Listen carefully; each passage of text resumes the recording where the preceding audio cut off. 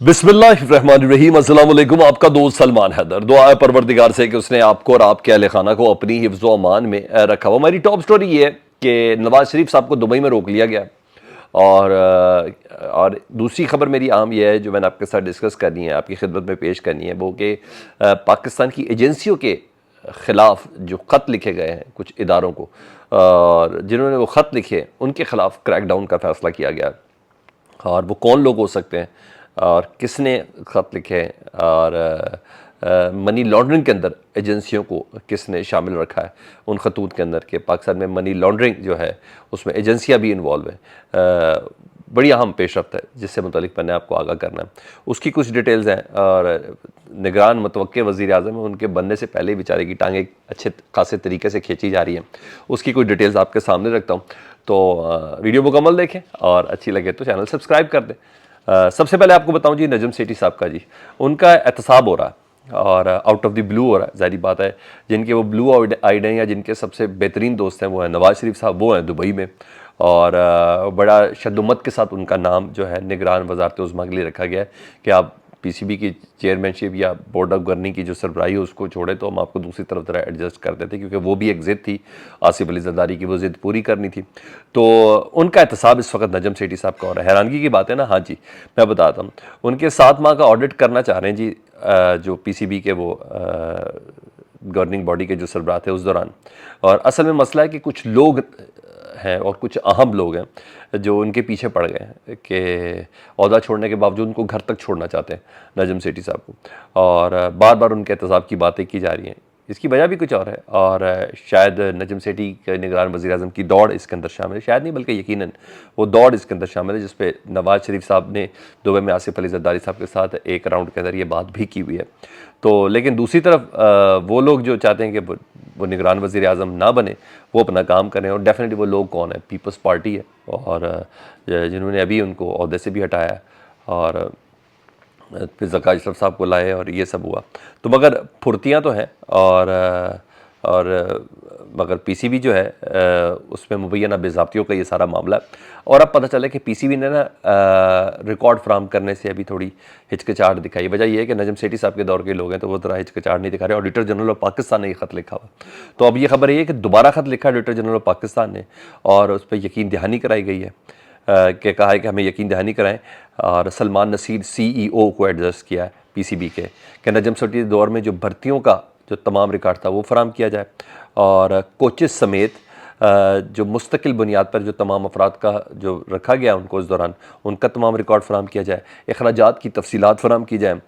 ये 7 महीने में नजम सेठी के दोस्त की हुकूमत में हो रही है, दोस्त के भाई की हुकूमत में नजम सेठी दौर में होने वाले तमाम मुआहदों की तफसीलात मांगी गई है, और मेम्बरान पर उठने वाले अखराजात की तफसीलात मांगी गई हैं। ऑफिशल्स के खिलाफ कुछ इंक्वायरियाँ स्टैंड थी, कौन कौन सी इंक्वायरियाँ उनके दौर में ख़त्म की गई हैं उसकी तफसीलात मांगी गई हैं।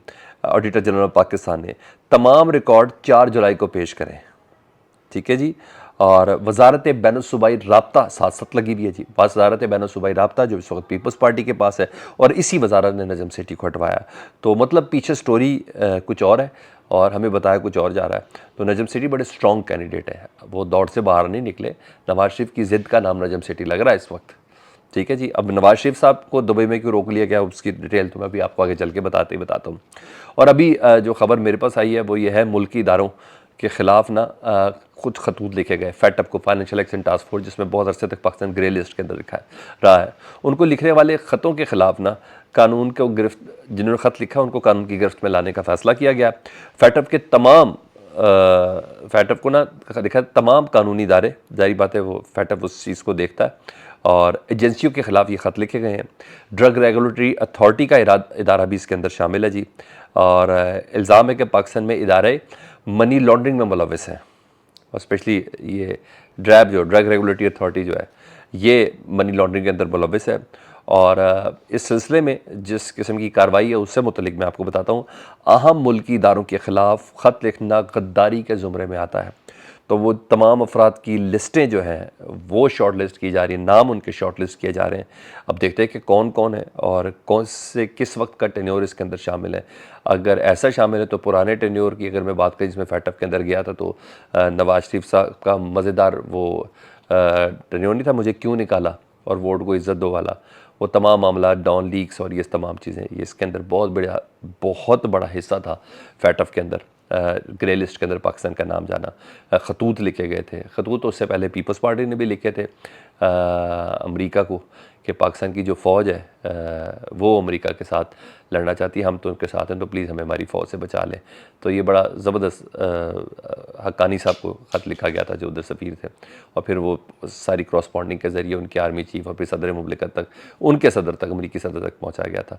तो ये सारी चीज़ें थी जिसको लेटर गेट भी कहते हैं और ये तमाम चीज़ें कहते हैं। तो अब बाकायदा तौर पर, अब मुझे नहीं पता इधर इमरान खान साहब के दौर में भी कि शायद किसी ने ख़त लिखे हों, और हाँ, आलमी जो इंसानी हकूक़ की तंजीमों को तो ख़त ज़रूर लिखे गए हैं कि पाकिस्तान में इस वक्त उनके साथ क्या सलूक किया जा रहा है, पाकिस्तान तहरीक इंसाफ के लोगों के साथ या उनकी पार्टी या तंजीम के साथ। अब ये नहीं है, बहरहाल फ़ैसला ये हुआ है, तो देखते हैं कौन किस किस का नाम इसके अंदर आता है। अब आज नवाज़ शरीफ साहब को रोका गया जी, रोका गया है, कहा तो ये जा रहा है वो रुक गए, और जो कवर दिया गया वो सुन ले जी। मामला अभी लोगों से हैंडल नहीं हो रहे क्योंकि चीज़ें, डिमांडें बहुत ज़्यादा हैं, और पीपल्स पार्टी की तरफ से डिमांडें बहुत ज़्यादा है, मिसाल के जमहूरियत के वास्ते भी साथ हैं, उसको भी बीच में रखना है। तो वो अभी ज़रा कुछ चीज़ें जो अभी गिरफ्त में नहीं आ रही हैं। तो कहा जा रहा है कि मुल्क की माशी निज़ाम की बेहतरी के लिए सलाह मशवरे करने हैं, ये कवर है, मुल्क की माशी निज़ाम की बेहतरी के लिए सलाह मशवरे करने हैं। इसलिए नवाज़ शरीफ साहब ने अपना क़याम दुबई में बढ़ा दिया है, बढ़ाया गया या बढ़वाया गया है, इट्स अनदर थिंग। बहरहाल कल से अहम वर्किंग डे शुरू हो जाएगा, ईद की छुट्टियां ख़त्म हो जाएगी। नवाज़ शरीफ साहब ने हज छोड़ा हुआ है ये दुबई टूर के लिए, दुबई प्लान के लिए। नवाज़ शरीफ साहब ने उमरा छोड़ा हुआ है जी इस प्लान के लिए। तो कल से कहा जा रहा है कि अहम मुलाकातें शेड्यूल हैं, और जिसमें आसिफ अली जरदारी भी शामिल हैं। जो चीज़ें अब तक सेट नहीं हो सकी उन चीज़ों पर गुफ्तगू होनी है, जिसमें निगरान सेटअप के हवाले से वज़ीर आज़म कौन होगा, दीगर चीज़ें कौन होंगी, क्योंकि जरदारी साहब को सूट करता है पंजाब वाला सेटअप कि फ्रंट पे निगरान हुकूमत और पीछे जरदारी साहब चला रहे हों, तो वो वही है। तो नाम है उसमें नजम सेठी का नाम डेफिनेटली शामिल है। नवाज़ शरीफ साहब चाहते हैं नजम सेठी हो, क्योंकि पहले भी, क्योंकि ऐसा बंदा चाहिए ना कि इमरान खान के हवाले से ख़ास बुक्स भी रखता हो, ख़ास कीना भी रखता हो, क्योंकि इस दौरान बड़े बड़े काम होने हैं। क्योंकि उन्हीं फैसलों में ये भी है ना कि इमरान खान को जेल में डालना है और रखना है, तो क्योंकि ये सारी तमाम चीज़ें उसमें शामिल हैं। मरीम नवाज़ साहब भी मुस्तकिल दुबई के अंदर मौजूद हैं और बड़ी खामोशी से मौजूद हैं। मतलब अभी दुबई अज़ाइम पूरे नहीं हुए, जिसकी बिना पर यह क़याम नवाज़ शरीफ साहब का बढ़ाया जा रहा है। लेकिन ये चीज़ें अभी बहुत ज़्यादा है। अभी स्टेक होल्डर्स ने आना है PDM के, अभी MQM ने अपनी आवाज़ निकाल ली है, अभी ANP ने अपनी आवाज़ निकाल ली है।